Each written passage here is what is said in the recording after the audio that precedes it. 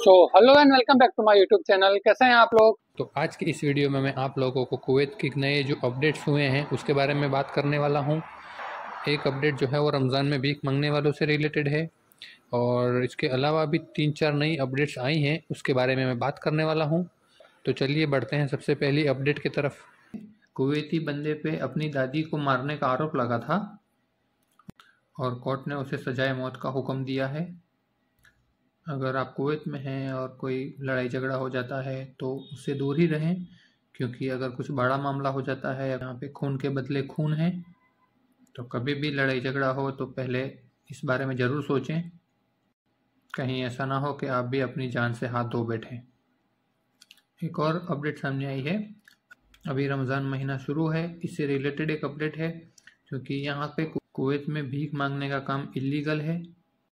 बहुत सारे लोग भीख मांगना शुरू कर दिए हैं रमज़ान महीने की वजह से, और ऐसे ही बहुत सारे लोगों को पकड़ा भी गया है और ये सारे प्रवासी बताए गए हैं।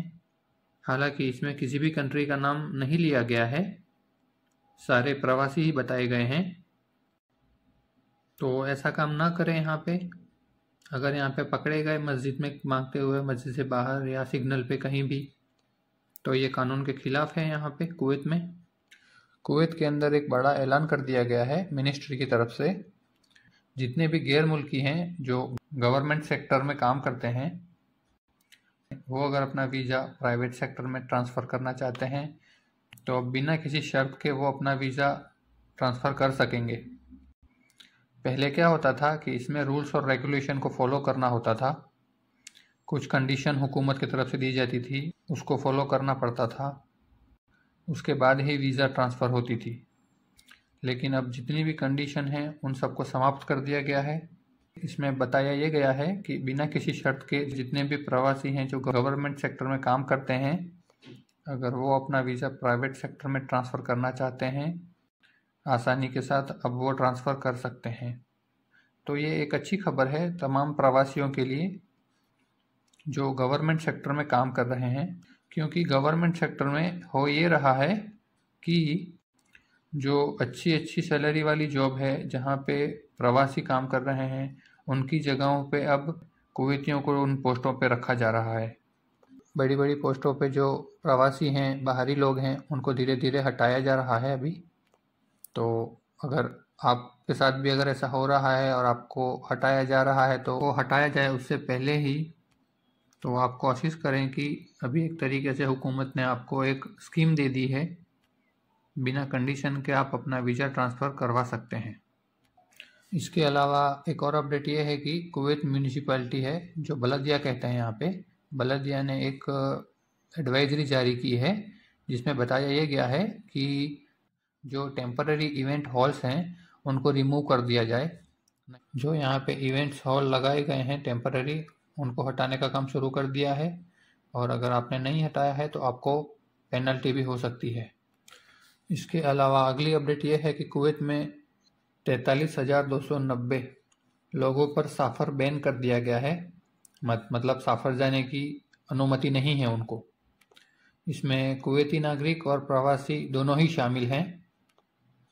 इनमें ऐसे लोग हैं जिनका लोन बाकी है, या फिर कोई पेनल्टी है वो पे नहीं की है, या फिर किसी भी तरह का हुकूमत का पैसा उनके पास बाकी है।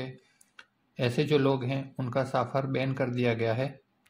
वो कुवैत से सफ़र नहीं कर सकते हैं जब तक वो पैसा पे नहीं कर देते हैं। तो यहाँ पे 43,290 लोगों पर ट्रैवल बैन लगाया गया है।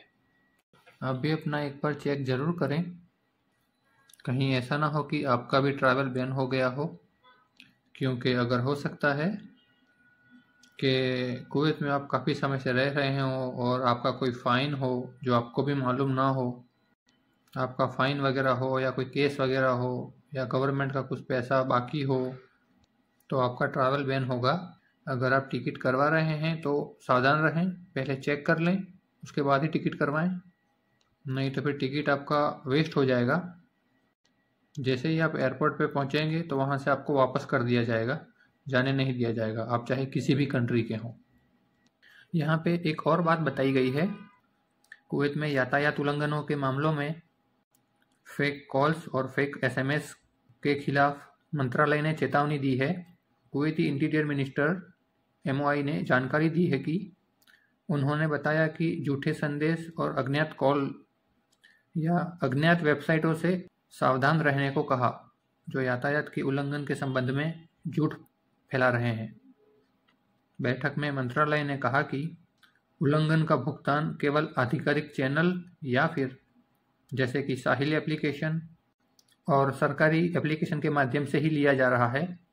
उन्होंने कहा कि हम तो ना तो अंतर्राष्ट्रीय नंबरों से, ना तो लोगों को SMS भेजते हैं, ना ही हम किसी को कॉल करते हैं।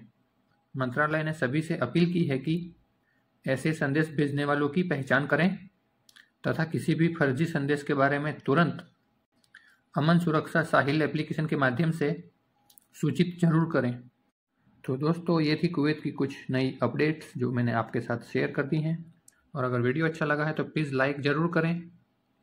वीडियो देखने के लिए बहुत बहुत शुक्रिया। आज के लिए इतना ही। आगे जो भी अपडेट आती रहेगी आप लोगों को बताता रहूँगा, आप लोगों के साथ शेयर करता रहूँगा। ऐसे ही कुवैत की अपडेट जानने के लिए मेरे चैनल को सब्सक्राइब जरूर करें।